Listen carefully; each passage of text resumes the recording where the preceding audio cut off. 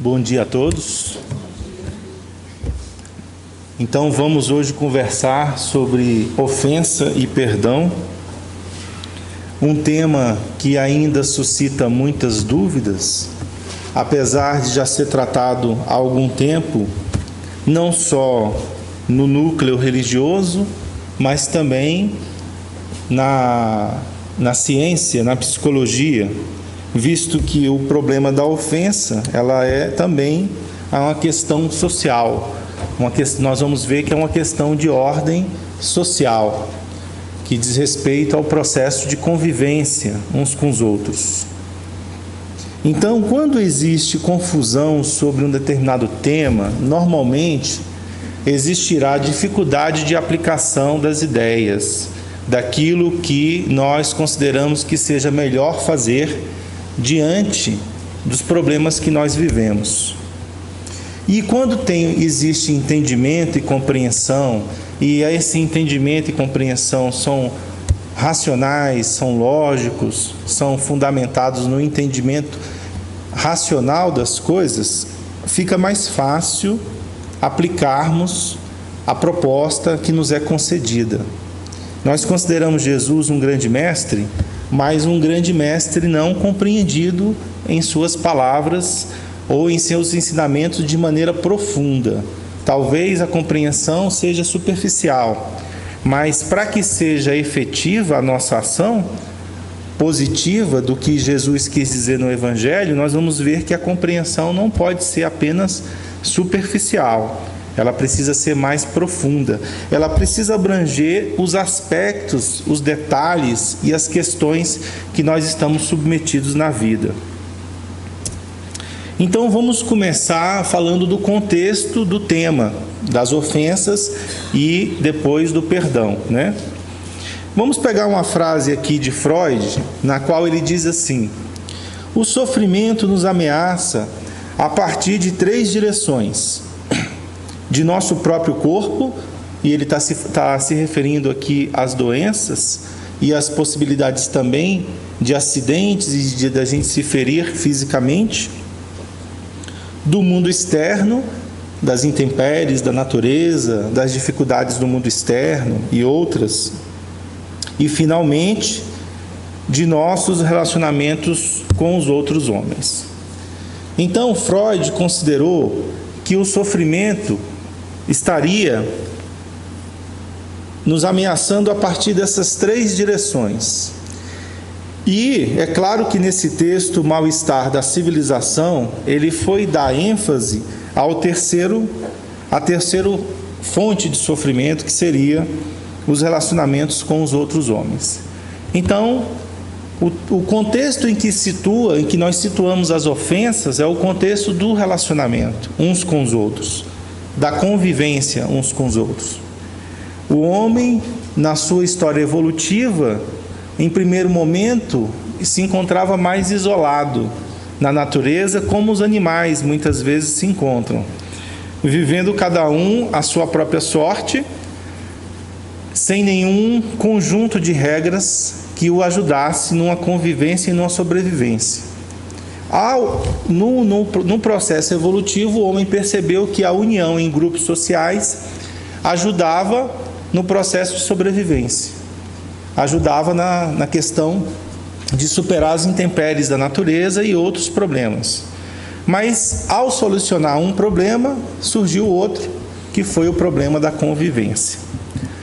E aí é claro que as ofensas estão nesse campo, nesse contexto. A importância, portanto, é muito grande do estudo desse tema, do entendimento desse tema. Mas vamos começar então sobre o que é então uma ofensa. E nós vamos pegar do dicionário a definição mais simples que nós temos: ação de ferir ou magoar alguém com palavras ou atos. Aí faltou ou atos. Violação de regras ou então cometer injustiça. Então, essas 3 definições que nós encontramos no dicionário Aurélio está se referindo ao que seja a ofensa Todos nós sabemos, todos nós conhecemos, todos nós já sentimos, já vimos, continuamos a perceber que elas continuam, que elas existem em nosso mundo, né? E nós até dizemos que esse mundo é injusto por causa de tantas ofensas que são cometidas uns contra os outros, não é mesmo? Então, esse contexto das ofensas, ele é bem conhecido de todos nós. É uma fonte de sofrimento, causa muitas dores, muitas mágoas, muitas feridas, dificuldades de relacionamento, né? Dissensões, várias situações. As guerras são oriundas desse processo, da dificuldade de convivência, das ofensas que são tomadas e das reações que nós tomamos diante das ofensas. Então, a questão maior está em relação ao que nós podemos fazer. Que reações nós podemos ter quando estamos diante de uma ofensa? E é claro que nós vamos tomar primeiro as reações mais comuns, aquilo que nós fazemos de maneira comum, de maneira geral, né? O que as pessoas fazem de forma geral. Quando nós vamos analisar a reação das pessoas, é necessário notar que o ser humano, como sendo um ser dual, ele sempre tem uma tendência a dois tipos de reações básicas, opostas, né? Já que é uma dualidade, e normalmente extremas ou contrárias. Então nós vamos relacionar aqui que no modo ativo, no modo de reagir ativo, o ser humano tem o hábito de, ao ser ofendido, ofender de volta, que é a vingança, a agressividade colocada em ação em defesa do processo ofensivo. Também nós podemos colocar em ação o afastamento ou a rejeição àquele que nos ofende, como uma forma também de reagir à ofensa que foi cometida. E no modo passivo, você pode encontrar reações contrárias, quais sejam a negação de que a ofensa não aconteceu, a pessoa faz de conta que não aconteceu com ela, aquela ofensa, fica quieta, fica calada, toma uma reação de passividade, ainda que intimamente esteja sofrendo com a questão. Ou a indiferença, ou então a omissão, que também estão no polo passivo das reações, que corresponde a situações normalmente em que nós podemos estar implicados na ocorrência de ofensas contra os outros, uns contra os outros, mas nos tornamos indiferentes a isso, né? Digamos que estamos participando de uma situação na qual alguém ofende outra pessoa e poderíamos agir no sentido de diminuir ou de minorar aquela situação, mas preferimos permanecer numa postura de indiferença, de não, como às vezes fala, não quero me meter nessa questão, não quero me intrometer, não quero participar, né? Então a omissão será também uma das reações que nós vamos encontrar nesse modo passivo.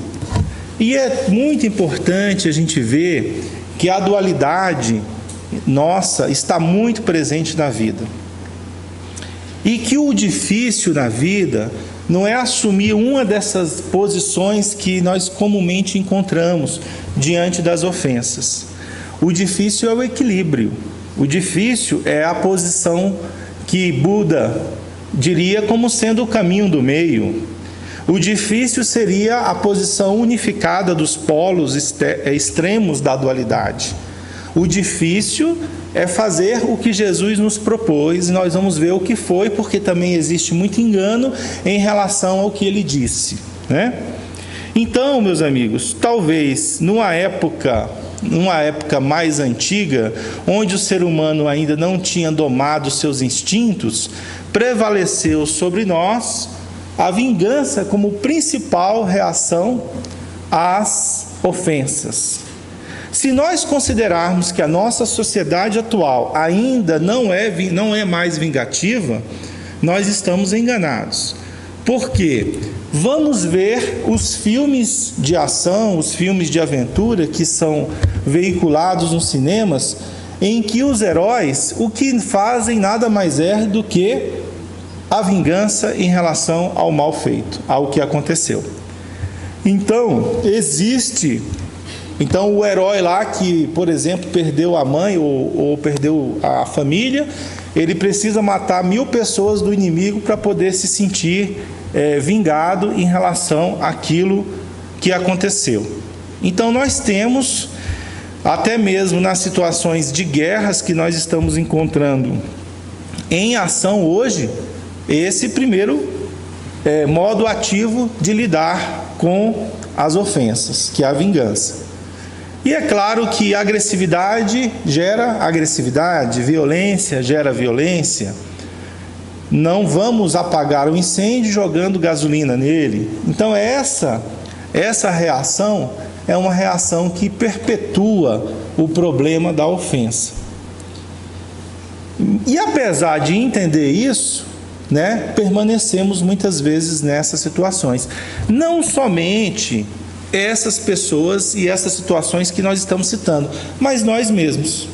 Então, por exemplo, pode acontecer conosco de forma menor, diminuta. A gente imagina a ofensa uma coisa muito grande. Mas, por exemplo, pode acontecer de você chamar um amigo para jantar na sua casa e o amigo dizer que não quer ir jantar porque vai jantar com outra pessoa, com outro amigo. E aí você ficou chateado com isso, se sentiu ofendido, magoado, e numa futura vez, o amigo te liga chamando você para o churrasco na casa dele. E o que é que você faz? Você diz não.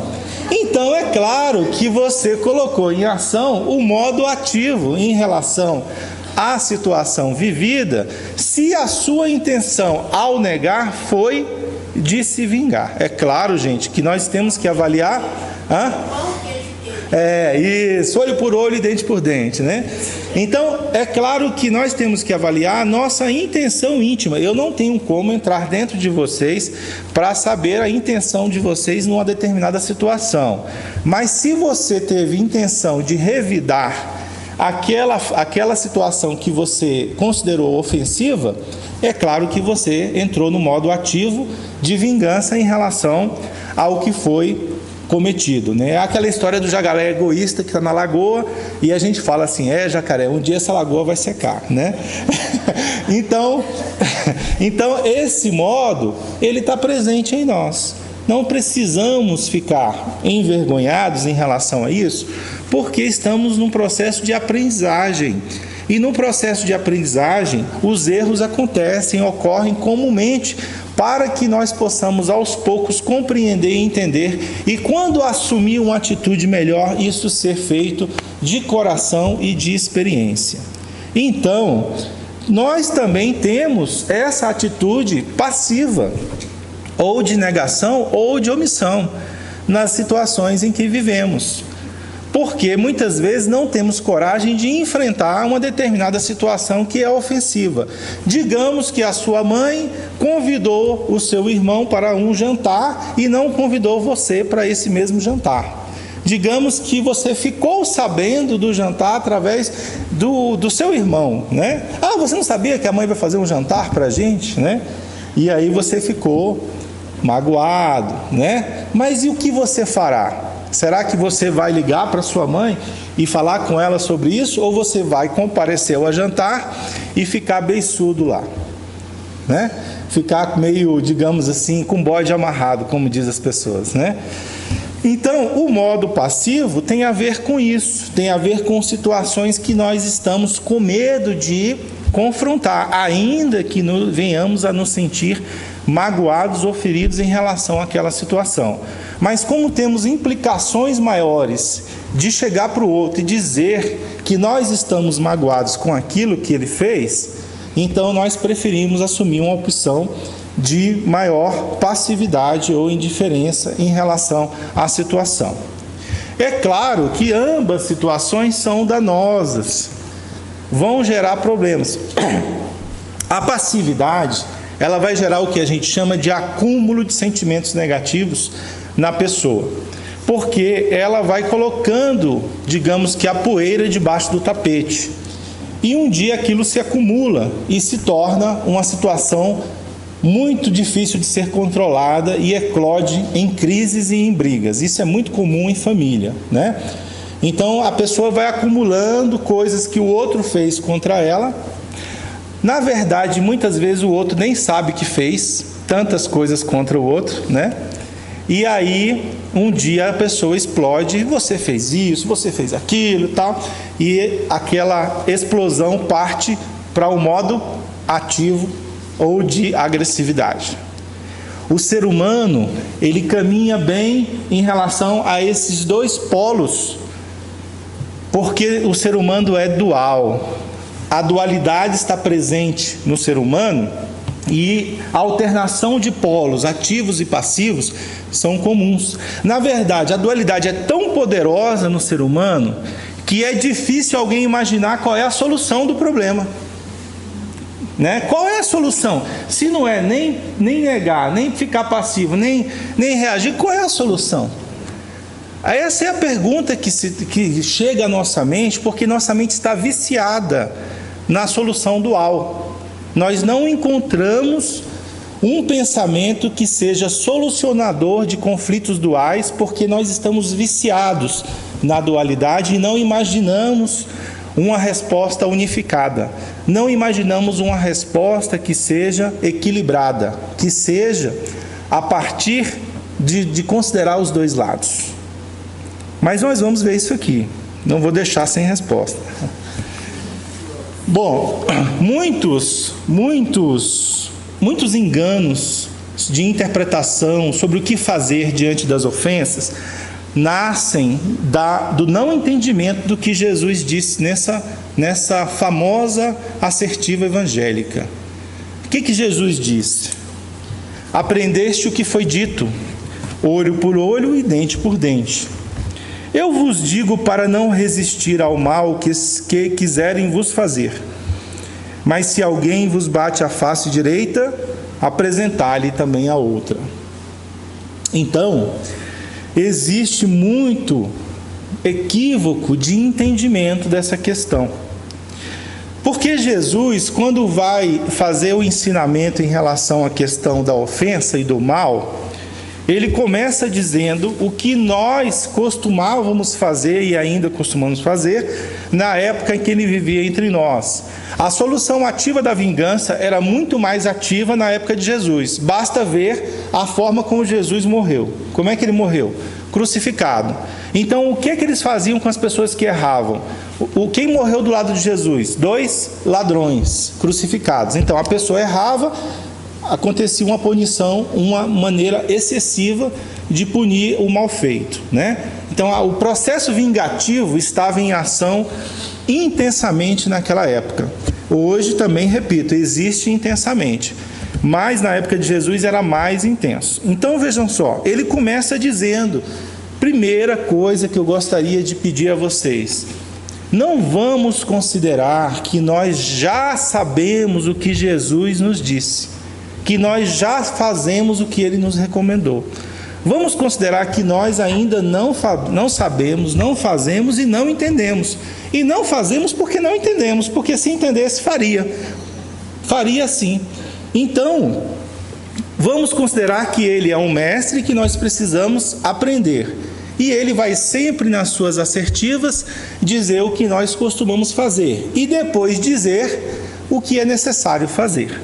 Então ele começou dizendo, aprendeste o que foi dito, olho por olho e dente por dente. Então é claro que ele começou dizendo, vocês estão acostumados a quê?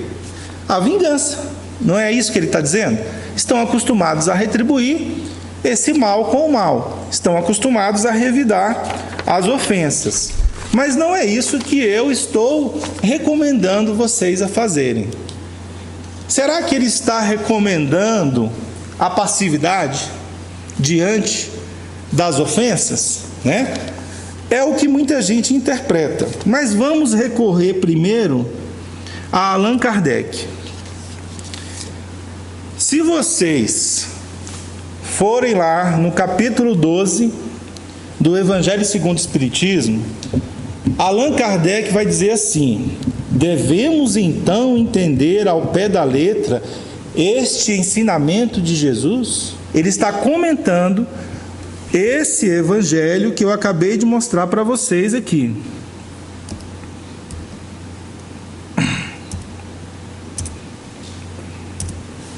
Ele está comentando esse trecho do evangelho. Aprendeste o que foi dito, olho por olho, dente por dente. Então ele está se referindo ao quê? A frase que está em negrito: mas se alguém vos bater a face direita, apresentai-lhe também a outra. Então, o que é que Allan Kardec diz? Devemos então entender ao pé da letra este ensinamento de Jesus?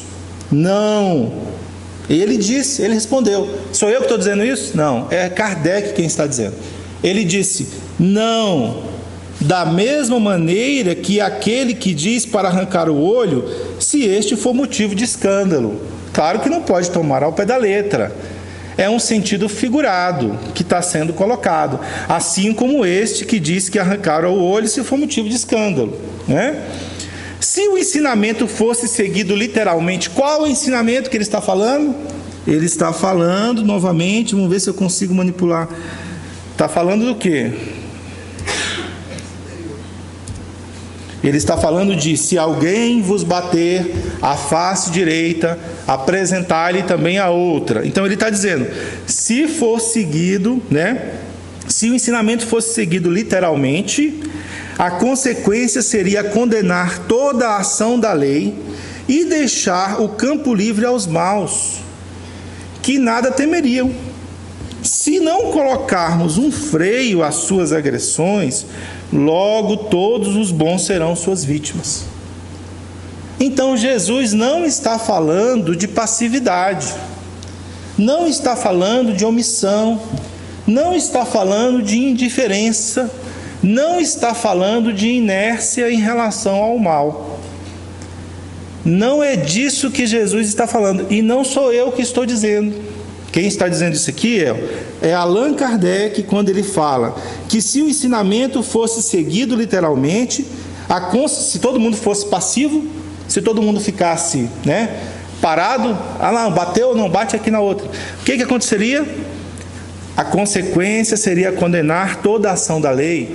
Então, para que a lei? Para que a justiça? Né?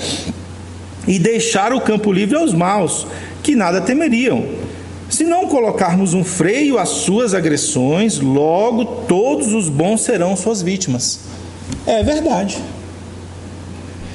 Então vamos punir? Não, não é isso que também Jesus está falando. A nossa mente está viciada na dualidade. Ela está viciada nos opostos. Então eu fico parado ou eu bato nele. Ou eu fico parado ou eu bato nele. Nós não conseguimos imaginar uma solução para esse dilema, porque estamos acostumados à solução dual da vida, em vários aspectos, não é só nesse aspecto. Tem até uma frase que diz assim, que o mal prolifera pela inação dos bons, né? É muito mais pela inação dos bons do que pela ação dos maus. Muito bem. Então, meus amigos, se Kardec nos disse que não era isso que Jesus queria dizer com: se alguém vos bate a face direita, apresentai-lhe também a outra, o que é então que Jesus quis dizer? Nós vamos então agora buscar dentro da psicologia espírita, e um dos autores da leitura da psicologia do modo espírita é o Espírito de Hamed, pelo médium Francisco de Espírito Santo Neto. Nós vamos buscar lá no capítulo Aprendendo a Perdoar o que é que Hamed nos diz. Hamed diz assim, o ser humano muitas vezes confunde o ato de perdoar com a negação dos próprios sentimentos, emoções e anseios, reprimindo mágoas, usando supostamente o perdão como desculpa para fugir da realidade que, se assumida, poderia, como consequência, alterar toda uma vida de relacionamento. Então, ele está se referindo à confusão que se faz sobre o que é perdão, assumindo um modo passivo ou de negação dos próprios sentimentos na situação. É isso que ele está dizendo aqui. Se Kardec disse de um lado, não é isso que Jesus quis dizer, Hamed está dizendo do outro lado, não é passividade, não é isso que é perdoar. Porque muitas vezes a passividade está escondendo um medo. Virtude, meus amigos, não pode ser baseada no medo. Virtude tem que ser baseada em bons sentimentos. Então, não sou eu, mas Allan Kardec e Hamed que estão dizendo claramente que não é passividade. Muito bem. Então, vamos então interpretar com a ajuda da psicologia.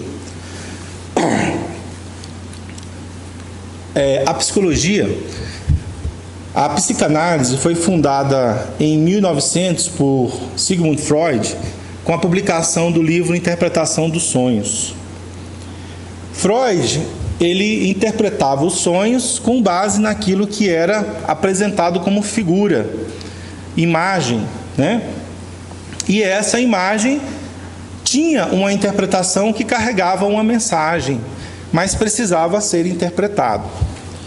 Se nós utilizarmos a mesma técnica, utilizando, obviamente, simbologia de ordem cultural geral, nós vamos encontrar, então, a resposta do que Jesus quis dizer com aquela frase, se alguém vos bater a face direita, apresentai-lhe também a outra.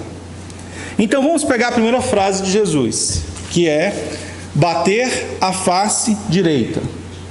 Então, se alguém vos bater a face direita, bater significa agredir, ferir, magoar, criticar, rejeitar. Face. O que é a face? A face é a identidade. Nós falamos assim, vamos fazer um reconhecimento facial, né? Quando a gente coloca aquela tarja no olho das pessoas, ninguém mais identifica quem é aquela pessoa. Então é claro que face é identidade, personalidade, é o que você é como pessoa, o que você acredita, o que você faz, como você é, que qualidades, que defeitos você tem. Isso é a face da pessoa. Então, se alguém vos bate a face direita, aí Jesus disse a direita, porque ele está falando de quê? Da dualidade humana, direita, esquerda, certo e errado, bom e mal, vida e morte. A dualidade está presente em todos os aspectos da nossa vida. Então, todos nós temos uma face externa e uma face interna. Todos nós. Jesus está dizendo, se alguém vos bate a face direita, se alguém critica, se alguém agride o que você é, o que você faz, o que você acredita, se alguém é contra o que você apresenta na vida, então não é só bater de... Aliás, gente, vamos analisar, não é bater. A ofensa, meus amigos, ela é uma questão psicológica, não é uma questão física. E eu posso provar para vocês tranquilamente isso. Se vocês esbarrem alguém fala assim, me desculpe, foi sem querer, você fica tranquilo, ainda que tenha doído. Mas se você esbarrar na pessoa e a pessoa ficar de cara feia para você, possivelmente você vai ficar muito afetado. E qual é a diferença dos dois esbarrões? Em termos de dor física, não há nenhuma diferença. A diferença é em relação ao que você entendeu daquela situação, o que você processou. Porque ele pediu desculpa, então é claro que ele não está agindo contra mim, mas o outro ele não pediu desculpa, então ele está agindo contra mim. Então eu pensei que foi contra mim. Na hora que eu pensei isso, eu me magoei. eu me feri, eu me senti afetado, agredido, é interno, é um processo interno, psicológico. Claro que existem as agressões físicas de ordem maior, claro que existe, que vão gerar também, obviamente, muitos danos. Mas, essencialmente, nós vamos ver que o processo íntimo é mais importante do que se passa na situação. Jesus está dizendo o quê, meus amigos? Que bater a face direita. Se alguém vos bate a face direita, se alguém agride o que você é, se alguém é contra o que você é, às vezes você tem uma característica que alguém não gosta, né? É isso que ele está dizendo. Se alguém faz isso contra você, o que você vai fazer então? O que ele recomenda você fazer? Apresentar a outra face. Apresentar o que não está exposto, o que não é visto, o que pertence ao mundo íntimo ou interno. Apresentar seus sentimentos, seus desejos, suas intenções, e isso significa sinceridade e honestidade emocional. Significa expressão, significa falar, expressar o que está dentro de você, que o outro não pode ver, não pode perceber. Se nós queremos realmente entender o Evangelho de Jesus, nós temos que prestar mais atenção ao que ele fez do que em relação às palavras de Jesus. Por quê?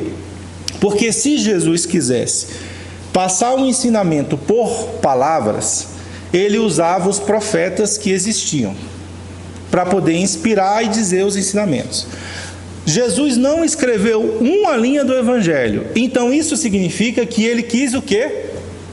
Agir, fazer, mostrar como é que se faz diante de uma situação.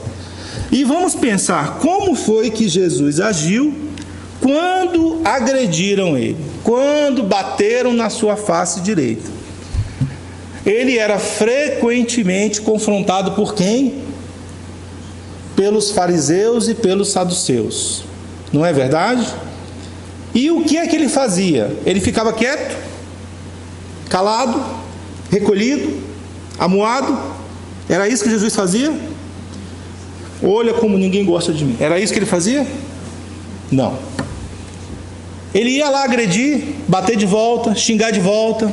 Era isso que ele fazia? O que ele fazia?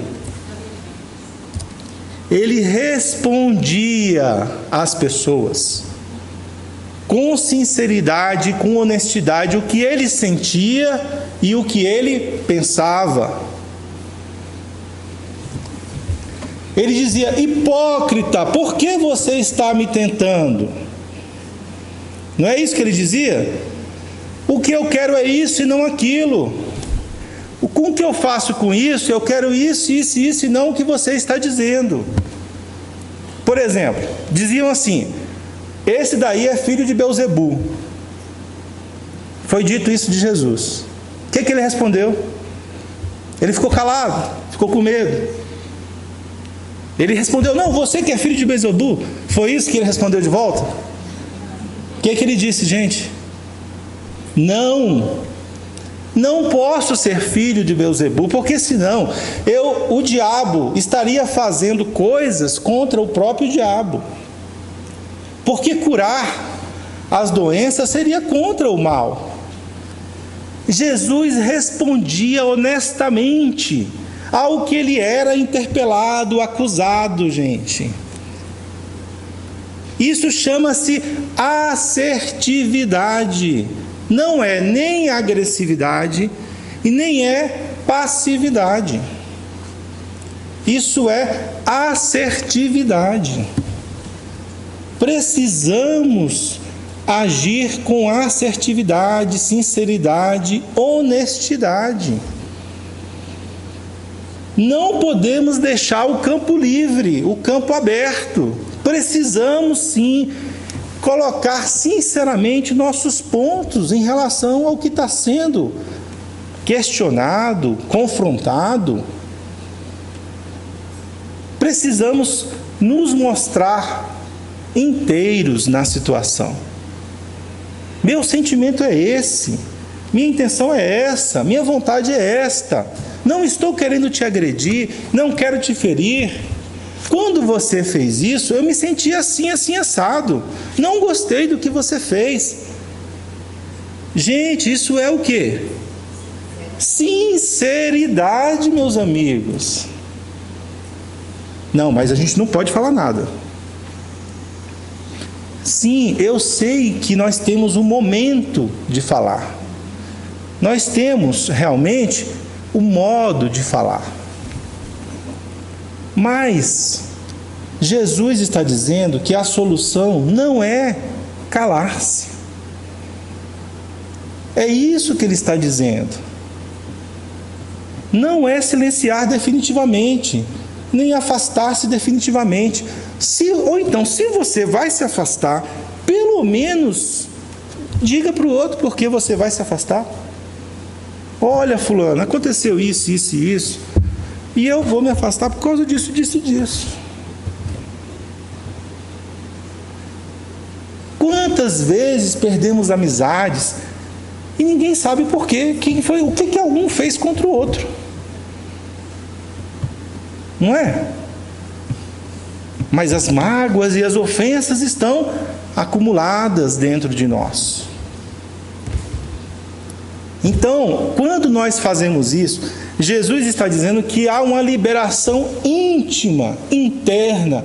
O outro não vai entender. Eu sei. Pode ser que o outro não entenda. É verdade. Pode ser que o outro não admita, não aceite, não peça desculpas.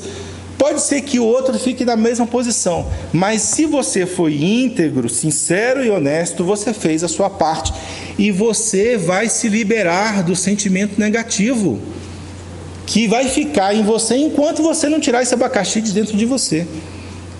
Esse abacaxi precisa ser dito, falado, né? Para ser tirado. Se você partir para a acusação, você está partindo para a agressão, né? Então, é difícil? Eu não estou dizendo que é fácil. Se fosse fácil, Jesus não teria vindo pessoalmente aqui fazer, né? Então, eu não estou dizendo que é fácil, não. É difícil fazer. Por quê? A linha tênue entre você ficar passivo e você ficar agressivo é uma linha tênue. Porque você, na hora de falar, você pode começar a agredir, não é verdade? Então é difícil fazer, mas se não tentar, vai conseguir quando? Pode ser que no começo saia um pouco, né, descompensado. Pode ser que no começo dá uma espetadinha no outro, né? Tudo bem. Mas se sua intenção íntima está sendo sair de uma postura muito passiva para começar a treinar uma postura assertiva, isso é muito bom. Porque você, uma hora, com o treinamento, você vai chegar no que Jesus está dizendo, no que ele propôs como caminho do meio, como atitude equilibrada diante das dificuldades e das ofensas. Mas é preciso começar de algum ponto, de algum lugar. Não pode ser sempre fazer o que a gente está acostumado a fazer. Alguma mudança precisa acontecer nesse aspecto. Porque uma pessoa que se torna passiva demais, ela acumula um monte de frustrações. Porque não sabe colocar limites nos outros. E é claro que essas frustrações vão resultar em uma depressão e uma vida difícil mais na frente. Vitimada por situações que ela podia ter corrigido. Ora, o meu irmão me pediu dinheiro emprestado, não pagou. Me pediu dinheiro emprestado, não pagou. Eu posso chegar e dizer, olha, não vou te emprestar mais. Por quê? Porque você não paga. Não quero mais falar com você. Tudo bem. Ué, qual é o problema, gente? Tudo bem, deixa ele lá, ficar chateado, sem falar comigo. Não, quer tomar um chopp? Vamos tomar um chopp. Você paga a sua, mas vamos tomar um chopp. Tudo bem, quer fazer alguma coisa? Quer ir jantar? A gente vai. Mas emprestar dinheiro eu não vou. Por quê? Porque você não tem essa disciplina. Isso é limitar. Porque se eu ficar fazendo E isso ficar me magoando, isso é pior. Aí eu vou ficar contando para quem? Para as outras pessoas, né? Ó, meu irmão faz isso, ó, meu irmão faz aquilo. E a gente não fala para quem interessa. Só fala para quem não tem nada a ver com a história. E isso é o quê? Maledicência. Fofoca. Chego para minha mãe, ó, mãe, meu irmão, né? Querendo que minha mãe resolva, né? Quem tem que resolver sou eu, o dinheiro é meu, sou eu que tenho que colocar um limite na questão, gente. Jesus colocava limite. Claro, limites claros em relação às pessoas. Muito claros, não curou todos. É engano achar que Jesus curou todos que passou ali. Não, não podia, todos não podia. Vamos voltar à psicologia espírita. Vamos recorrer a Hamed, mais uma vez no livro Renovando Atitudes, um livro excelente que eu recomendo que leiam, no capítulo Aprendendo a Perdoar. Por possuirmos crenças negativas de que perdoar é ser apático com os erros alheios, ou mesmo é aceitar de forma passiva tudo que os outros nos fazem, é que supomos estar perdoando quando aceitamos agressões, abusos, manipulações e desrespeito aos nossos direitos e limites pessoais, como se nada tivesse acontecido. E essa é uma postura que o espírita e o religioso em geral têm hábito de cair. E acredita-se virtuoso porque acredita que está perdoando. Mas no fundo está acumulando mágoas no seu coração. E é claro que isso pode se tornar uma doença psicossomática. Então, meus amigos, não é disso que Jesus está falando. E nós atribuímos a Jesus as escolhas de nossos comportamentos medrosos. Não é. Não é o que Jesus fez, não é o que Jesus recomenda. Pode ser o que eu quero fazer. Pode ser o que eu escolho fazer. E eu respeito a escolha das pessoas. Eu só acho que as pessoas precisam aprender a assumir responsabilidade sobre as suas escolhas. Se a nossa escolha é a passividade, o resultado vai ser um acúmulo emocional negativo. Se a nossa escolha é a agressividade, o resultado vai ser a falta de paz e a violência em nossas vidas. Então, cada atitude tem seu preço. A partir do entendimento, podemos tomar uma atitude melhor. Eu sei que não é fácil, repito a vocês, mas é possível. Isso é possível sim. Podemos começar de questões menores para chegar nas questões maiores, naquelas que nós temos mais dificuldades ou com as pessoas que nós temos mais dificuldades de chegar e conversar e falar o que nós sentimos. Mas precisamos começar de algum lugar. E eu vou dizer para vocês uma coisa. Se tem um lugar, e isso eu estou tirando da minha experiência profissional como psicólogo, se tem um lugar que a gente precisa ser sincero, é na família. Você pode esconder de Deus e o mundo suas mágoas em relação ao que eles fazem. Mas se você fizer com a sua família, você vai adoecer. Essa é a questão. Vai acumular negativamente demais, energia muito negativa dentro de si mesmo. Por isso que Gandhi falou que talvez, diante da covardia, ele prefira a agressividade. Ele chegou a dizer isso. Ele falou que ele era contra a violência. Exerceu e trabalhou contra a violência. Como é que Gandhi fez para combater a injustiça? Ele ficou parado?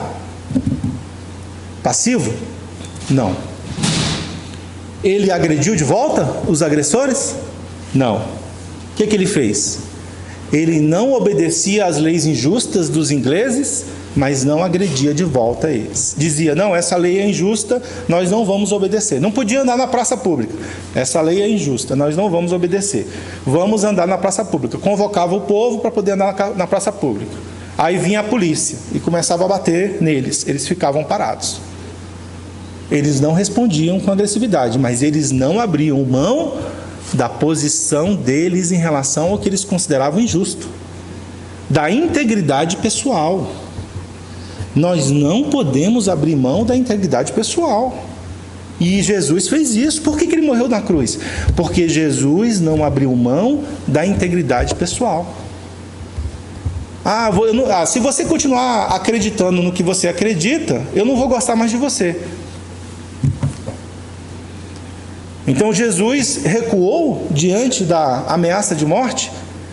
Então você vai ter que dizer que você não acredita em nada do que você disse. Não, eu continuo acreditando. Então essa firmeza, ela é difícil de ser feita, mas é o que Jesus propõe. É uma firmeza pacífica. É uma firmeza que une os dois lados, ativo e passivo, ao mesmo tempo, integrados, numa só ação.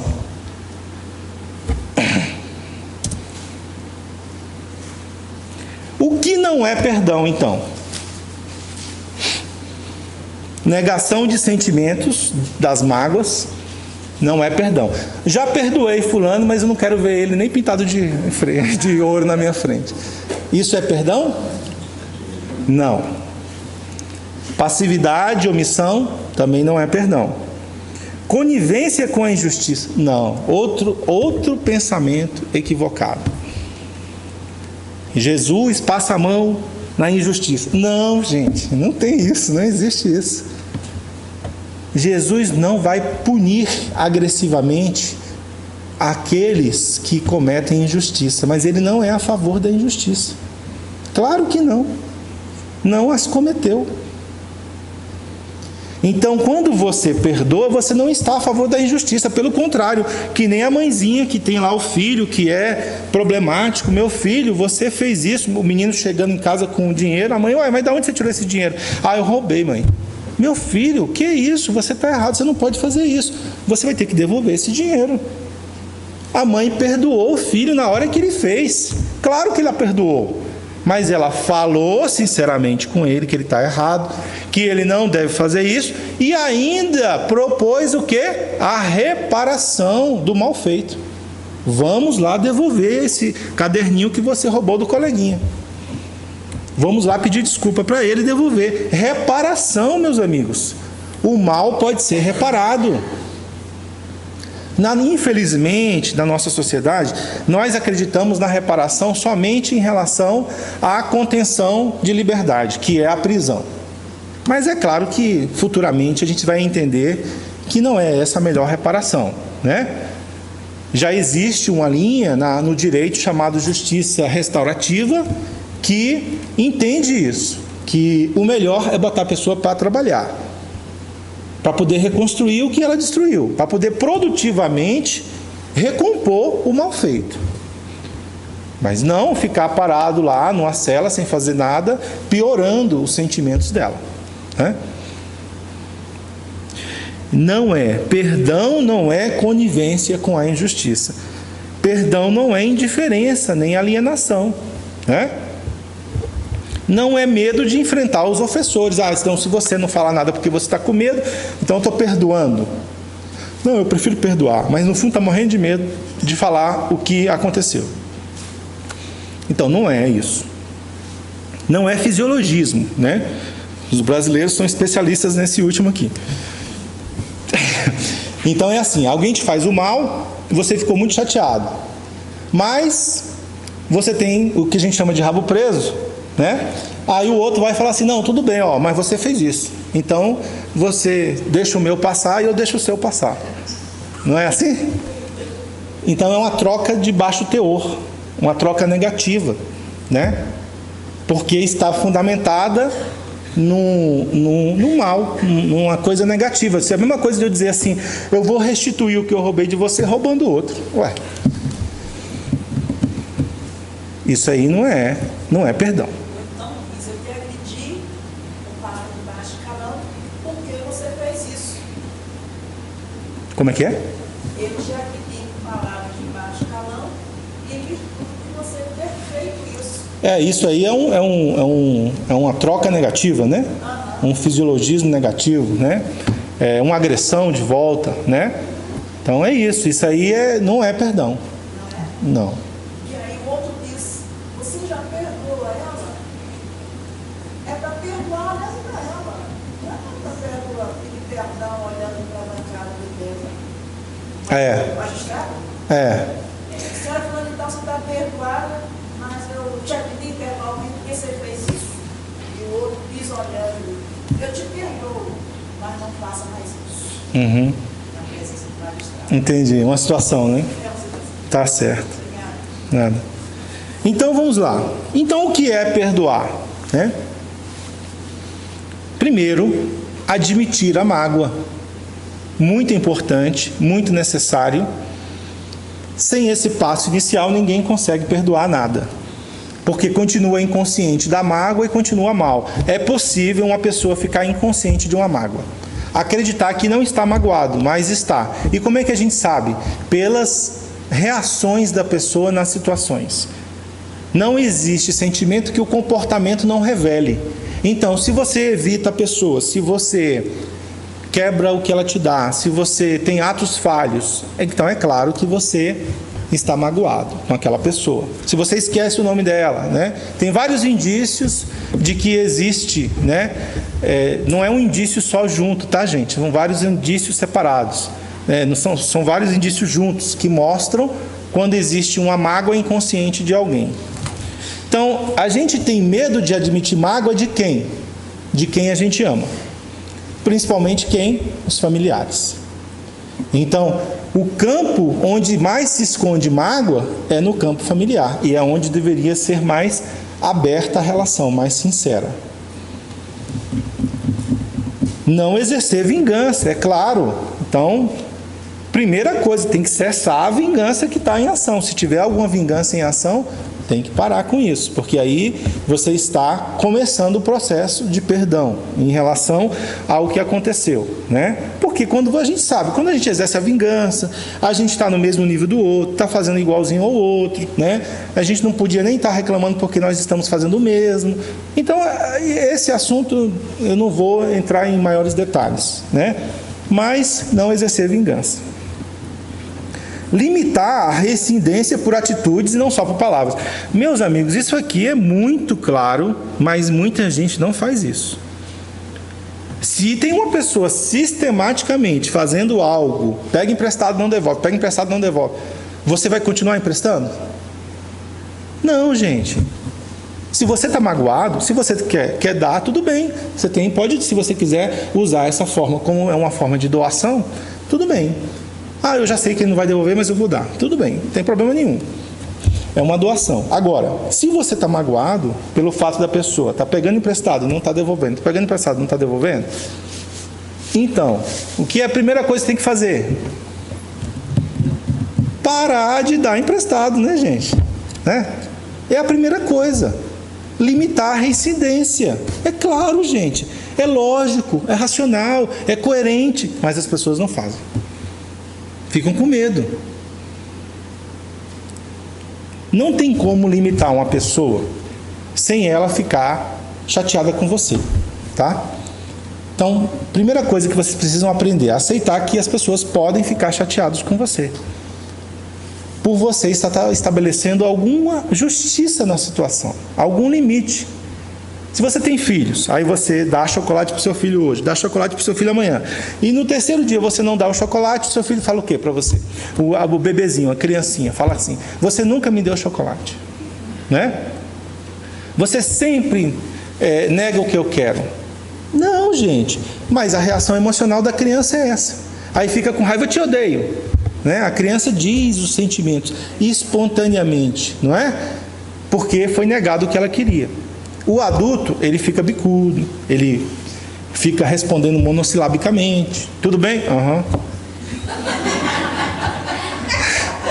Né? A gente pode... tá. Uhum. Mas está lá por dentro, né? Só porque você negou uma coisa, você disse não em relação a alguma coisa. Mas deixa, gente, deixa a pessoa ficar chateada. A raiva passa. Cedo ou tarde a pessoa vai ver que você tinha razão, que você agiu numa base justa. E se você mantém a porta do diálogo aberta, é claro que vai voltar ao entendimento. Vai voltar mais cedo ou mais tarde.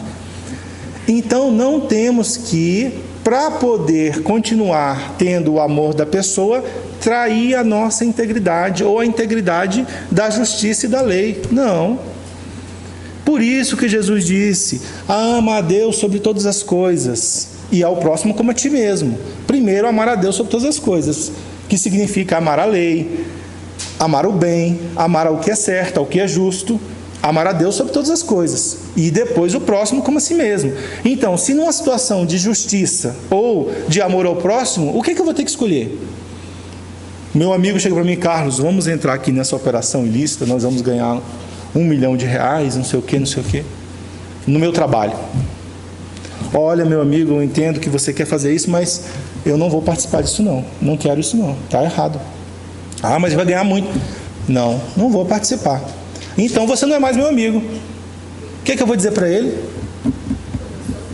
Tudo bem, ele tem essa opção, gente. Ele pode deixar de ser meu amigo porque eu não quis participar da operação ilícita, porque eu amo a Deus sobre todas as coisas e a lei de Deus, e eu sei que cedo ou tarde o que eu faço retorna para mim. Então eu não vou entrar nessa história, mas eu vou deixar, porque o outro tem um livre-arbítrio. Ele pode, eu vou até dizer: olha, não faça isso, tal, dou minha orientação, mas eu não tenho como obrigar. E nem tenho como obrigar que ele continue gostando de mim. A gente precisa aprender a aceitar que os outros fiquem chateados com a gente. E isso não é um grande problema. Só é problema se a chateação tiver uma razão boa, né? Uma ofensa. Expressar seus sentimentos com assertividade, sinceridade e honestidade. Então, apresentar a outra face é isso aqui.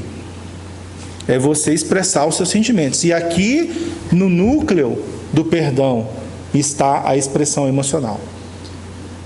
A pessoa tem condições de se aliviar quando ela fala. Ela tira a tensão íntima e fica mais leve a situação.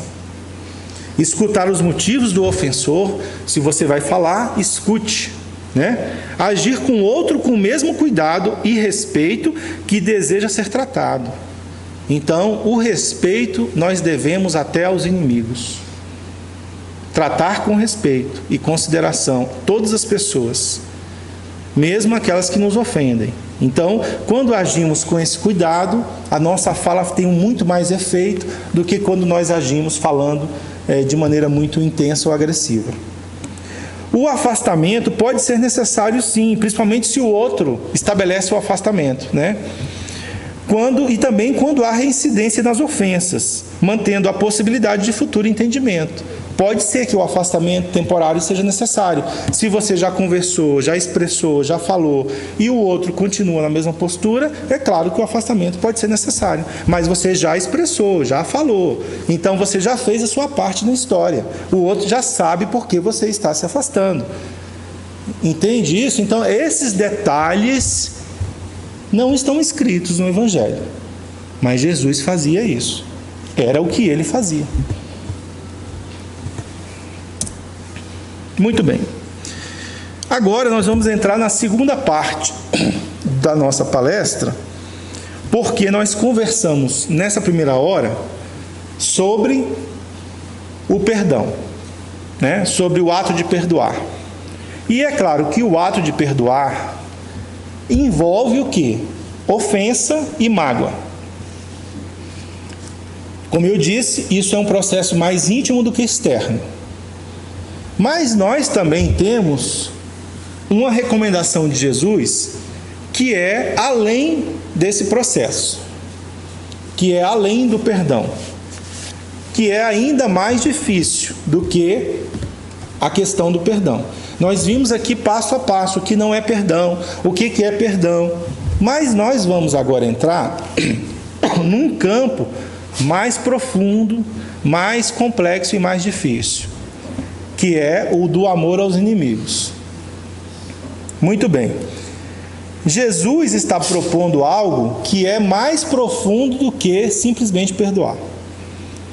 Ele está propondo uma situação na qual você não vai se ofender intimamente com o que foi feito, emocionalmente com aquilo que foi feito. Ou seja, vai existir uma tranquilidade interna em você, mesmo que o outro faça uma coisa pesada contra você. E essa tranquilidade emocional vai te permitir agir com tranquilidade, conforme ele propôs lá, limitando. Você vai saber limitar, você vai saber expressar, não, isso é assim. Você vai até antecipar, antes que o outro faça, você vai chegar e dizer, não, fulano, ó, vamos fazer assim, porque senão pode dar algum problema e coisa e tal, né? Que as pessoas não combinam as coisas, né? Aí se ofendem depois, né? Vai pro acampamento, mas não combina quem vai levar o quê, né? Aí chega lá, o outro não levou nada e quer tudo que você está levando, sei lá, alguma coisa assim. Então as pessoas não combinam antes como serão as coisas e aí se ofendem depois com as atitudes que são tomadas no processo, né? Ou então vai todo mundo para um jantar e ninguém diz como é que vai ser, se vai ser cada um paga a sua ou se vai ser dividido, né? E aí um come um prato que é mais caro do que o outro. Aí quer dividir igual, né? Aí não combinou, chega na hora, pode dar algum problema. Ah, fulano fez isso, aí começa as fofocas, né? Então, o que Jesus propôs agora, a partir desse segundo momento, nós vamos entender uma proposta maior, que é a de uma capacidade de você ficar mais tranquilo em relação à ofensa e saber fazer tudo o que ele já propôs em relação ao perdão por causa dessa tranquilidade emocional, né? Por quê? Quando a pessoa está muito ofendida, é muito difícil fazer com tranquilidade aquilo tudo que a gente falou. Mas se você está mais calma, você consegue fazer tudo que a gente falou sobre o perdão. Então, Jesus está propondo algo que nos permita ficar intimamente imunes às ofensas. Olha, a proposta é bem ousada, né? É ousada, mas é viável e possível. E ele falou sobre isso aqui nesse trecho do Evangelho, tá? Vamos ver como é que isso funciona, porque eu vejo muitas palestras falarem sobre o perdão, vejo muitas pessoas dizerem, né, que o ensinamento principal de Jesus foi o perdão, mas a prática disso é muito difícil a gente encontrar, principalmente a verdadeira prática do perdão e menos ainda do amor aos inimigos, né? O que Jesus diz? Aprendeste o que foi dito: amareis o vosso próximo e odiareis os vossos inimigos. Mais uma vez, Jesus está dizendo o quê? O que a gente costuma fazer, tá certo? Mais uma vez, Jesus começa o seu ensinamento dizendo o que nós estamos acostumados a fazer. Quando a gente fala sobre isso aqui, às vezes a pessoa fala assim, mas eu não tenho inimigos. Olha, gente, isso aí é falta de consciência. Por quê? Se você é chateado com alguém, se você é irritado com alguém, se você não vai com a cara de alguém, se você não antipatiza com alguém, isso tudo é seu inimigo. Você tem que entender o seguinte, o inimigo é aquele que não pensa como você. Aquele que diverge, né? Aquele que confronta de alguma forma. Então é claro que nós temos os desafetos, né? E vamos considerar, porque a palavra inimigo é pesada, inimigo, parece aquela coisa de sangue, de ódio, né? Até está falando de ódio aqui, mas gente, amor e ódio são sentimentos muito presentes em nossas vidas. E nós achamos que não, mas são muito presentes. Se a gente pegar uma criança, ela ama e odeia várias vezes ao mesmo tempo. E nós somos assim como aquela criança. A diferença é que a criança tem coragem de falar e nós não temos coragem de falar. Essa é a diferença. Mas se nós considerarmos essa dualidade, mais uma dualidade, amor e ódio, é mais uma dualidade, nós vamos então chegar à solução de determinados problemas muito difíceis. Aprendeste o que foi dito. Então é claro, a gente gosta dos amigos e não gosta dos inimigos. Se confraterniza com os amigos, evita os inimigos, né? Então eu não vou sair para almoçar com a pessoa que eu acho que tem algum problema comigo. Eu vou sair para almoçar com a pessoa que eu acho que é meu amigo, que gosta de mim. A gente escolhe os nossos amigos como? Eu gosto de quem gosta de mim, né? É assim que a gente escolhe os amigos. Então, Jesus está dizendo o que nós costumamos fazer. Costumamos amar o próximo, amar o próximo, que é o amigo, e odiar o inimigo, ou se afastar do inimigo. Eu vos digo, amai os vossos inimigos, fazei o bem aos que vos odeiam, e orai por aqueles que vos perseguem e vos caluniam. Aí Jesus vai falar o que precisa ser feito, e ele está falando o que precisa ser feito para o que eu acabei de dizer, para sair da dualidade sobre amigo e inimigo, ou sair da dualidade em relação à ofensa e perdão, e entrar num estado unificado, que seria um estado de imunidade em relação a essas questões. E aí ele vai falar o que é preciso ser feito para isso. Ele diz, e aí as pessoas acham que Jesus está repetindo-se, né? Jesus está se repetindo. Amai os vossos inimigos, fazei o bem aos que vos odeiam e orai por aqueles que vos perseguem. Ele não está se repetindo. Jesus está falando coisas diferentes. Jesus está recomendando o amor aos inimigos. Recomendando o amor aos inimigos, Jesus está propondo uma imunidade emocional em relação às ofensas. Emocional. Não quer dizer que você não será atingido fisicamente, materialmente, pelas ofensas. Será. Mas ele está falando de quê? De uma integridade emocional, íntima, uma tranquilidade interior em relação ao que foi feito contra você. E isso, gente, é liberdade emocional. Você poder ficar tranquilo e feliz, mesmo com todo mundo fazendo coisa errada, é uma maravilha emocional. É um prêmio. E é possível, senão os espíritos superiores não seriam tão tranquilos com tantas adversidades que acontecem em nosso mundo. Essa imunidade só é alcançada quando o ser humano consegue atingir todos os níveis da ação. Então Jesus não se repetiu. Ele sabia que o ser humano, muito esperto, iria tentar driblar esse ensinamento. Então Jesus se preocupou em falar três frases. O que ele falou? Vamos voltar. Vamos ver se eu consigo voltar aqui. Ele diz: amai os vossos inimigos. Qual foi o verbo que ele usou? Amar. Disse: fazei o bem àqueles que vos odeiam. Qual foi o verbo que ele usou? Fazer. E ele disse: orai por aqueles que vos perseguem e vos caluniam. Ele usou o verbo orar. E aí, usando a nossa interpretação psicológica, nós sabemos que amor é o quê? Sentimento. Fazer é o quê? Comportamento. E orar é pensamento ou intenção. Então, Jesus está dizendo que uma ação verdadeira é uma ação que inclui sentimento, comportamento e pensamento na mesma direção. Não é uma ação capenga, não. Porque eu conheço muitas pessoas que têm bons sentimentos, mas não fazem nada. Assim como eu conheço pessoas que até fazem muitas coisas, mas não têm bons sentimentos. Mas orar por uma pessoa que fez o mal, Não é para qualquer um, não. Você tem toda a razão.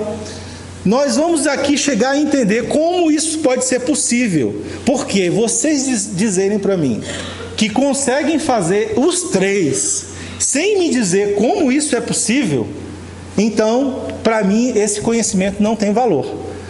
O que tem valor é o entendimento para mim, porque o entendimento me dá uma capacidade de permanecer numa atitude, de mudar definitivamente. Só o entendimento produz capacidade de mudança definitiva em relação a uma questão.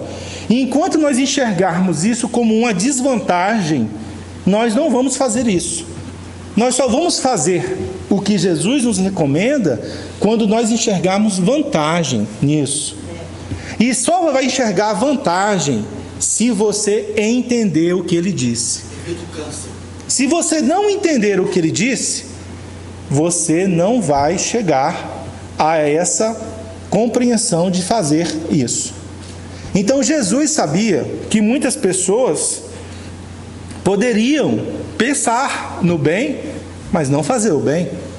Poderiam sentir, mas poderiam também não fazer. Poderiam fazer, mas poderiam não sentir. Ou poderiam ter pensamentos contrários, negativos, como aqueles que ele disse que quando alguém dá uma coisa com uma mão, não devia olhar a outra, né? Então, as intenções, eu estou fazendo bem para poder ganhar aqui um reconhecimento, né? Um reconhecimento social, uma manipulação. Estou fazendo bem porque eu quero que aquela pessoa faça o que eu quero, estou querendo controlar aquela pessoa. Então, isso aí é o que? A intenção que está negativa. Então, não basta um desses aspectos da ação estarem numa direção. Precisa que os três estejam na mesma direção. Por isso que Jesus enfatizou os três aspectos. Porque ele considerou que só amaria os inimigos aquele que consegue fazer isso por ação, pensamento e sentimento. E colocou em primeiro lugar o quê? O sentimento, porque esse é o mais importante.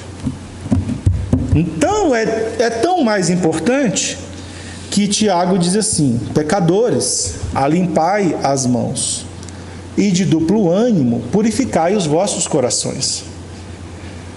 Também ele está falando de dois campos, Tiago. O campo do comportamento, quando ele fala alimpar as mãos, significa o quê? Fazer. As mãos é de fazer. Fazer melhor.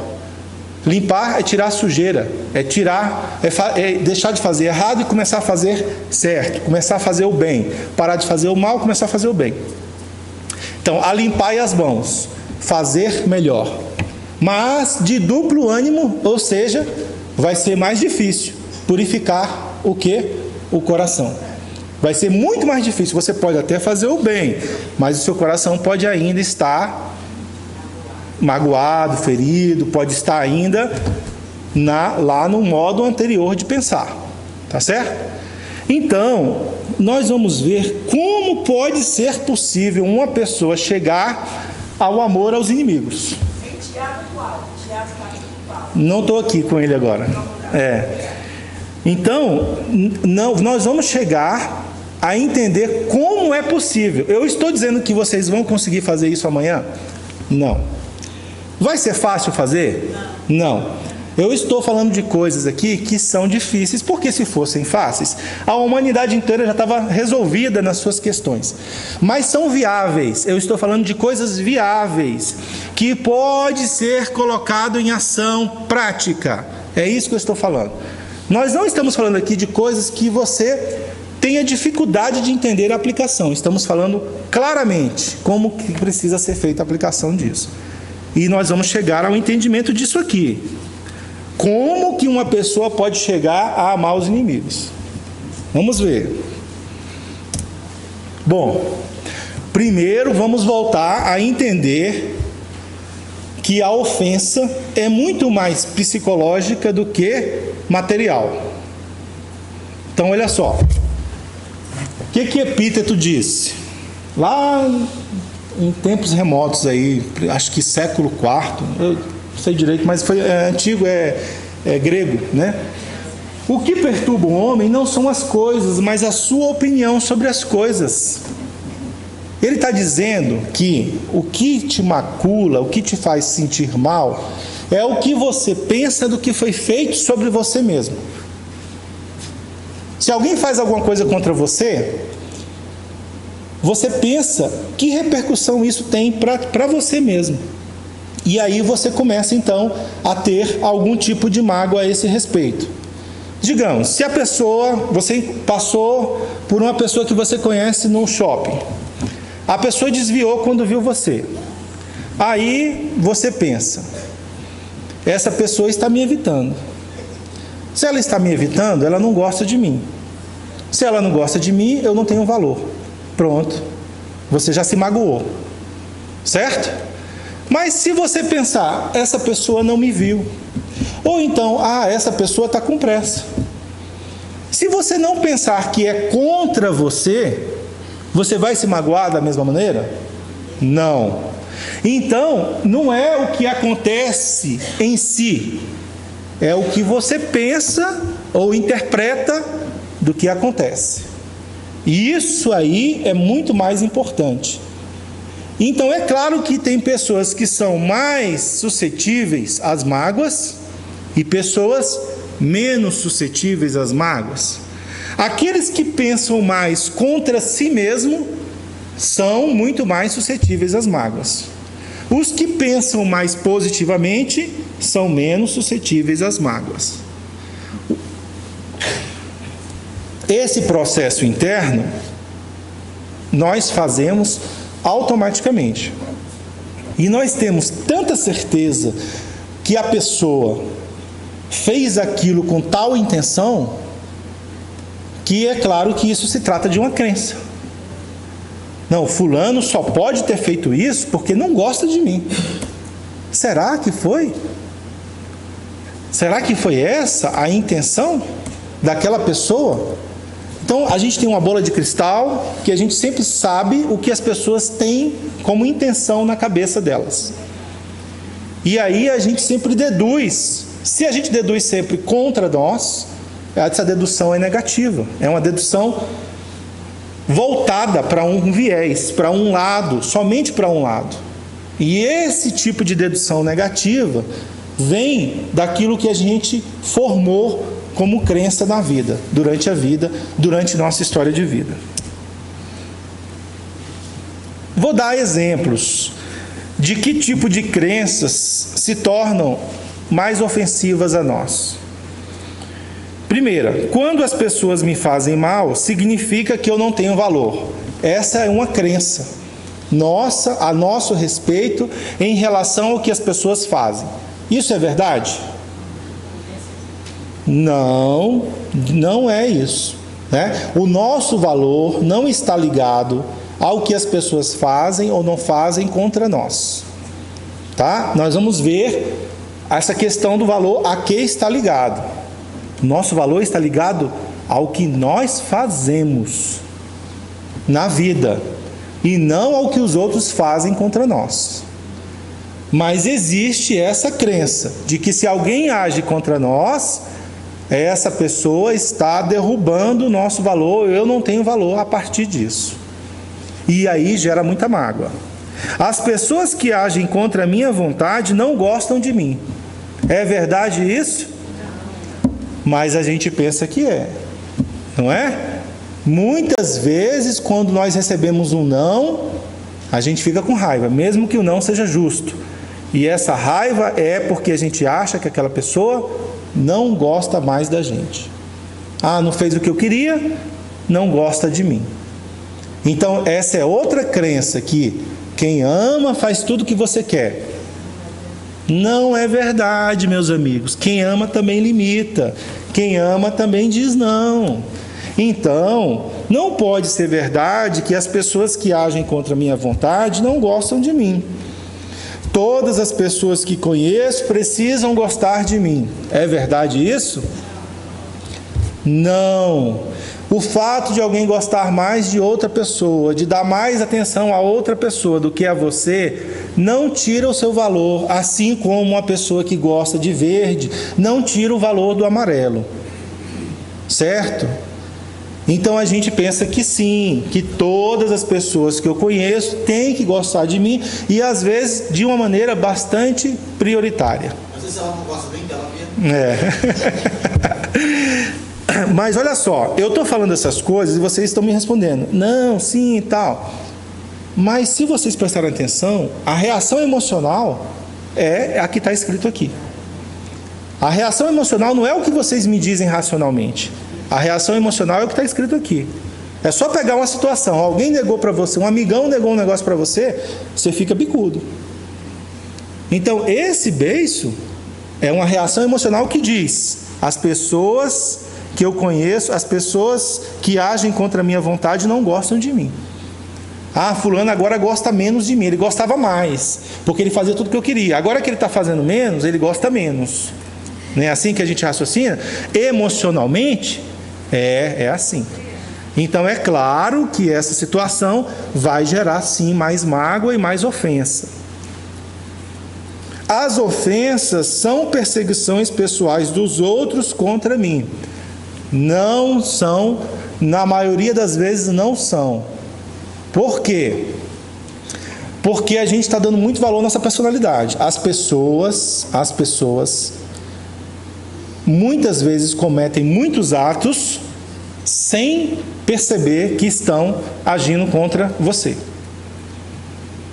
Muitas vezes fazem coisas que são a favor delas e não percebem que tem um efeito sobre você negativo.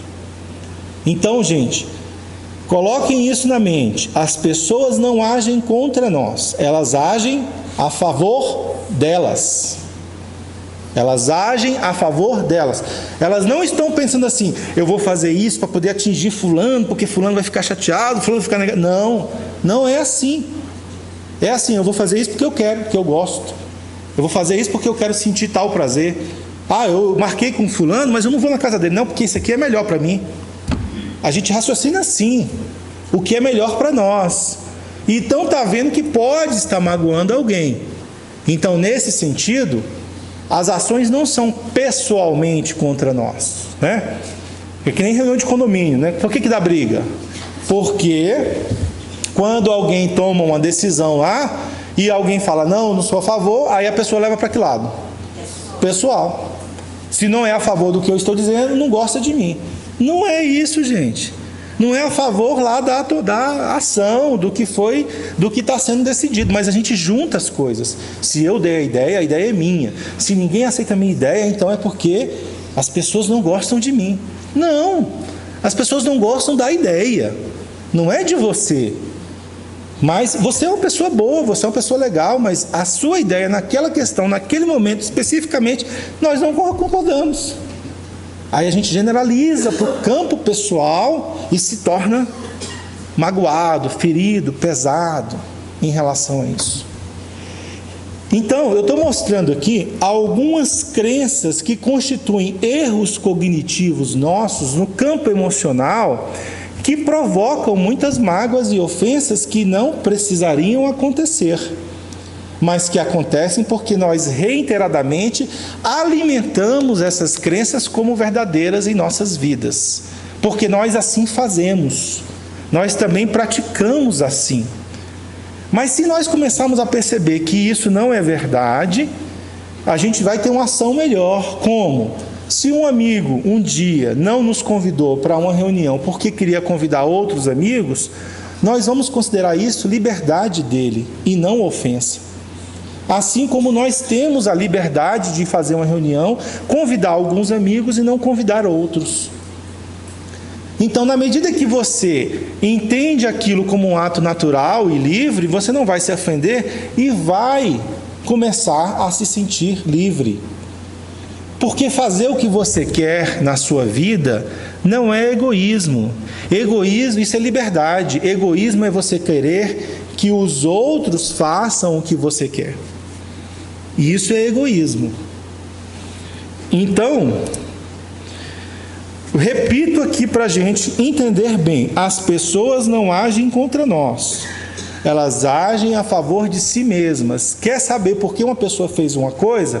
Questione o que ela quer com aquilo que ela faz, em termos de ganho, do que ela vai ganhar, de vantagem que ela vai ter com aquela situação.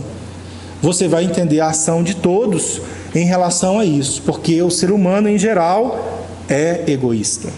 E a gente precisa começar a aceitar essa realidade se um dia quisermos superar essa realidade.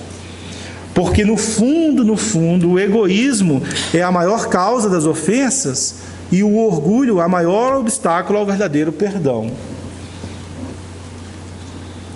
Então, quando a gente está fazendo algo para obter vantagem, sem considerar o que está ao nosso lado, ou quem está ao nosso lado, nós estamos sendo egoístas, pensando somente na gente.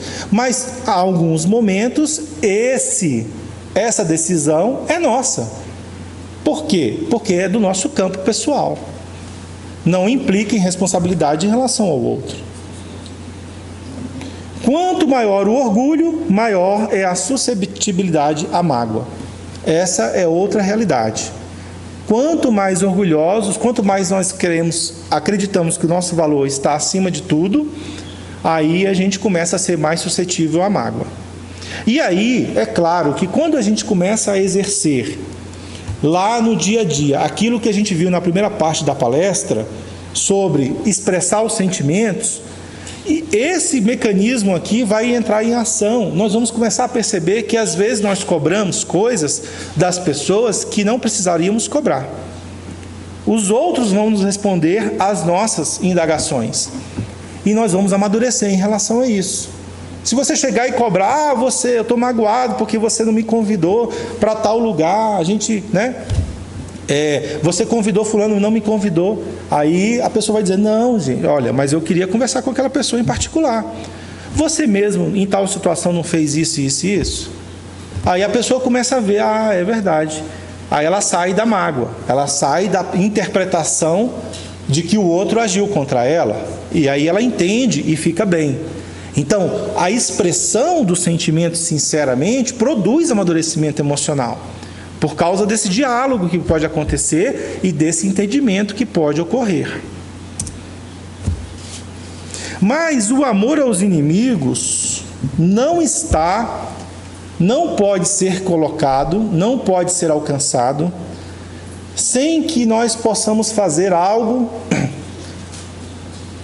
que se resume aqui em 4 passos.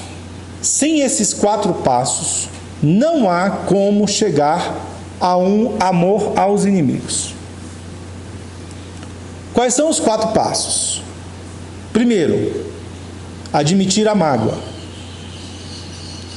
Primeira coisa, sempre admitir a mágoa. Está magoado com alguém, está ferido, admita. Segundo, especificar a mágoa. O que significa especificar a mágoa?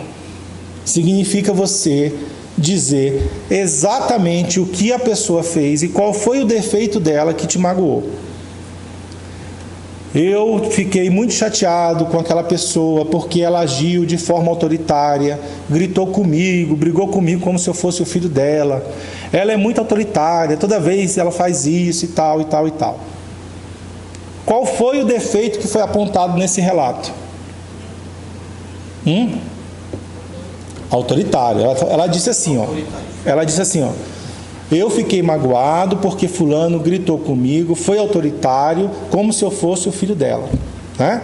Então ela citou o autoritarismo como a fonte da mágoa dela em relação àquela pessoa, né? Eu fiquei chateado porque eu emprestei o dinheiro para fulano falou que ia pagar e não pagou. Então qual é a questão que está em desonestidade, né? Então é assim sucessivamente. Especifique a mágoa, especifique o defeito, especifique a imperfeição que você olha no inimigo, que você enxerga no inimigo. Eu não gosto de fulano porque fulano é muito burrinha, nunca quer pagar nada e coisa e tal, quer sempre que a gente pague as contas e tal. Eu não gostei da agressividade daquela pessoa, muito agressiva, muito nervosa e coisa e tal.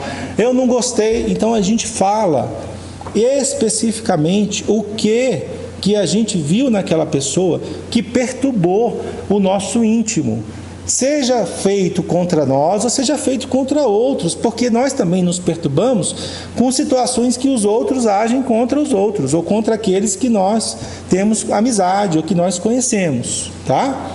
Então, primeira coisa, admita, você está magoado. Está magoado com o quê? Estou magoado com o autoritarismo, com o egoísmo, com a inveja, estou magoado com, como eu disse aqui, a questão de ser avarento, né?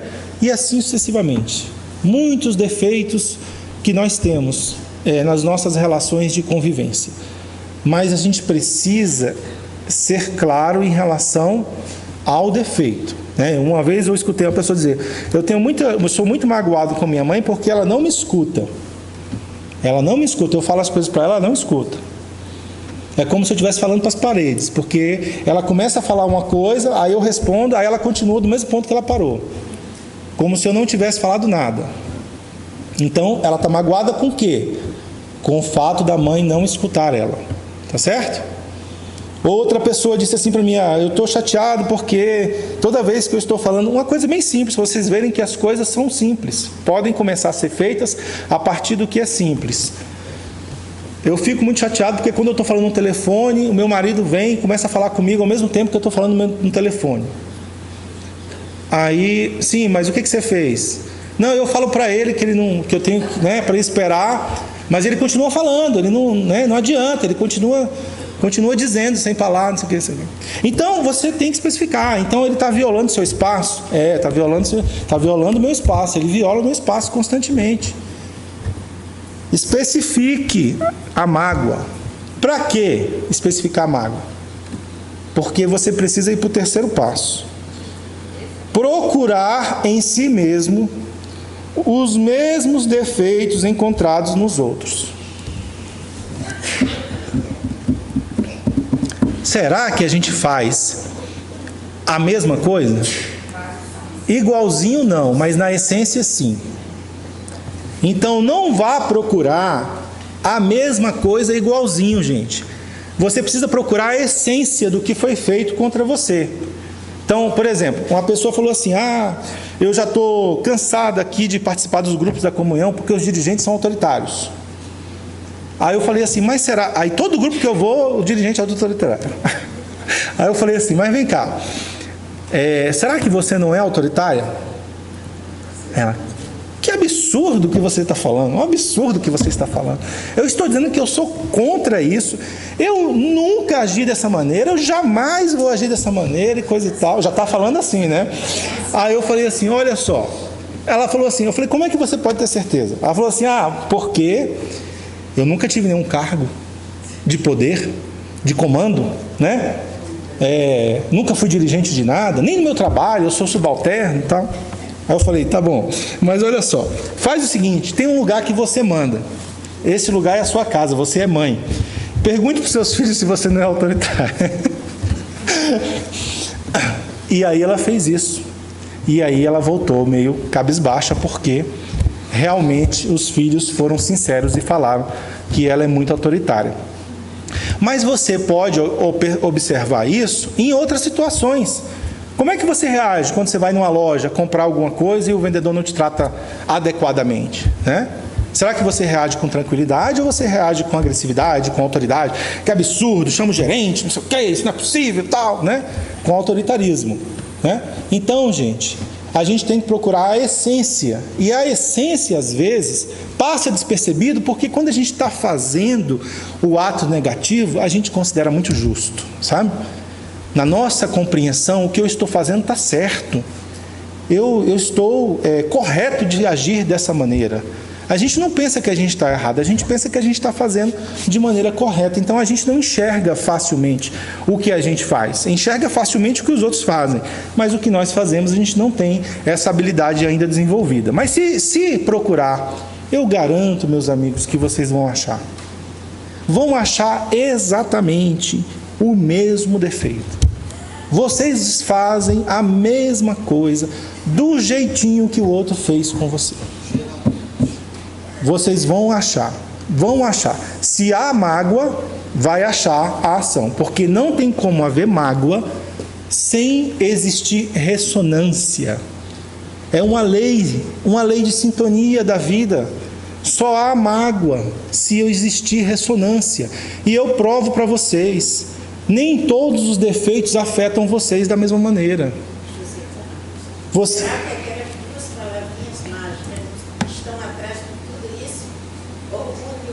E egoísmo. É verdade. Claro. Claro. Se você se reconhecer egoísta e orgulhoso, é por aí mesmo. As duas estão. Mas olha só, vamos pegar como exemplo, nem todos os defeitos nos abalam.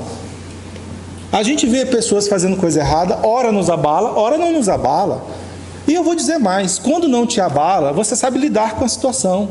Sabe falar, sabe conversar, sabe conciliar, sabe resolver. Mas quando abala, aí você fica nervoso, aí você quer, ou às vezes quer agredir, ou então quer ficar calado, quer ficar quieto, fica com medo, né? Então, se abala, é porque criou o quê? Ressonância. Se criou ressonância, é porque entrou em sintonia. Se entrou em sintonia, é porque você tem, meu amigo, está em você. Então, se você procurar com tranquilidade, você vai achar. Não é para se punir, Não é para você ficar, nossa, como eu sou terrível, eu faço isso, uma coisa tão feia que eu condeno nos outros, eu faço. Você faz, é verdade. Então, comece a não fazer. Comece por aí. Se você começar a não fazer, vai atrair menos quem faça com você, porque é outra lei da vida. Só vai atrair se você faz. O mal que chega a você, meus amigos, é o mal que você faz. Não tem como ser de outra maneira. É o seguinte, isso que você falou dá certo em 98% dos casos, mas eu quero destacar rapidamente 2 exemplos. Se você é sempre honesto nos seus compromissos, paga, não dá cana em ninguém, e um te deu, você não faz igual. E outra coisa, quando você fica indignado contra o estuprador que estuprou e matou uma menininha de 3 anos de idade, será que você tem o mesmo defeito? Nesses 2 casos, acho que não se aplica isso. Tá, eu vou dar um exemplo para vocês. Tá. Tá, ele está falando assim, ó.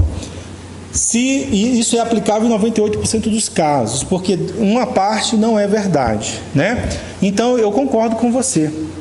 Eu concordo com você, até porque eu acabei de dizer que não são todos os defeitos que nós nos afetamos, né? Eu vou dar um exemplo para ficar mais claro. Recentemente teve um episódio do rapaz o Bruno, goleiro do Flamengo, que matou, aparentemente, supostamente matou a namorada Elisa Samúdio, né? De uma maneira cruel, bárbara, né? Então, o que acontece? Digamos que isso tenha acontecido aqui em Brasília. Eu queria que levantasse a mão aqui. Não precisa levantar a mão, não. Corrigindo. Só pense aqui. Quantos de vocês iriam para a porta da delegacia para esperar ele chegar várias horas, quando ele chegar, começar a gritar: assassino, assassino, jogar tomate na cabeça dele? Quantos de vocês iriam fazer isso? Eu acho que poucos, ou ninguém, né? Eu acredito isso, que pouca gente iria perder o tempo com isso. Mas tem pessoas, e a gente viu isso na reportagem, que não se detém e vai lá fazer isso. E não eram poucas. Concordam comigo? Então, aquelas pessoas estavam afetadas com o que ele fez. Estavam, né, profundamente afetadas, a ponto de precisar ir lá gritar que ele é um assassino. Aí eu digo para vocês, o defeito que eles acusam não mora nelas? Mora. Sabe por quê? Qual é a prova que eu tenho de que o defeito que eles acusam mora nelas? Se eu entregasse o Bruno na mão deles, o que aconteceria? Eles matavam. Então eles são tão assassinos quanto ele foi. Entende, gente? É uma ressonância. Então eu disse aqui, vou repetir, não é todas as situações, é quando há ressonância dentro de nós. Então, se há ressonância, vai ter mágoa. E se tiver mágoa, precisa fazer esse trabalho se quiser chegar ao amor aos inimigos. Por quê? Porque no dia que você reconhecer que você faz a mesma coisa, o perdão será natural. O perdão será fácil de ser feito. Porque você vai desenvolver uma capacidade de respeitar a pessoa que age negativamente, tanto quanto você quer respeito em relação às suas próprias deficiências. Talvez você não estou dizendo aqui em conivência com o erro, mas estou falando em uma atitude que não seja violenta, nem seja uma atitude do polo agressivo que nós conversamos aqui, mas uma atitude assertiva de corrigir e consertar, de reformular a nossa atitude, de fazer aquilo que Jesus falou. Se nós temos o argueiro, se você olha o argueiro no olho do teu irmão, verifique se você não tem uma trave no teu olho. E vai lá primeiro tirar a tua trave, para depois ajudar o teu irmão a tirar o argueiro do olho dele. Aí eu tenho condições de ajudar uma pessoa, se eu já cheguei nesse nível. E aí eu vou exercer o amor ao inimigo. Porque se eu ajudo aquela pessoa a sair do erro, isso é amor ao inimigo. E o inimigo não é a pessoa. O inimigo é o defeito. É a imperfeição. Esses são os nossos inimigos, meus amigos. Não somos nós. Deus quer a morte do pecado e não do pecador. E se nós entendemos isso, nós temos um inimigo comum, que são as nossas imperfeições, que há tanto tempo causam tantas dores em nossa alma. Toda vez que alguém combate com exagerada veemência determinados traços do caráter de alguém, projeta-se nele, transferindo do eu, que o ego não deseja reconhecer como deficiente, a qualidade negativa que lhe é peculiar. Torna a sua vítima o espelho no qual se reflete inconscientemente. Há uma necessidade de combater nos outros o que é desagradável em si, nos disse Joana de Ângeles no livro O Ser Consciente. Então essa é a verdade que está por trás do amor aos inimigos, porque o amor aos inimigos é o amor a si mesmo. Só quem consegue aceitar e perdoar suas próprias imperfeições pode aceitar e perdoar as imperfeições dos outros. E repito, isso não é conivência com os erros, é atitude assertiva no sentido de melhorar e corrigir o que pode ser corrigido. E Joana deixa isso claro, porque o amor sabe dizer não, sabe limitar, sabe corrigir quando necessário. O amor sabe falar com respeito, sabe escutar sem preconceitos, sabe ser firme sem obrigar os outros a nada. O amor permite que o outro fique com raiva, que o outro rejeite, que o outro não compreenda, mas não permite trair a própria integridade. Finalmente, se sabeis todas essas coisas, bem-aventurados sois se as fizerdes. Muito obrigado.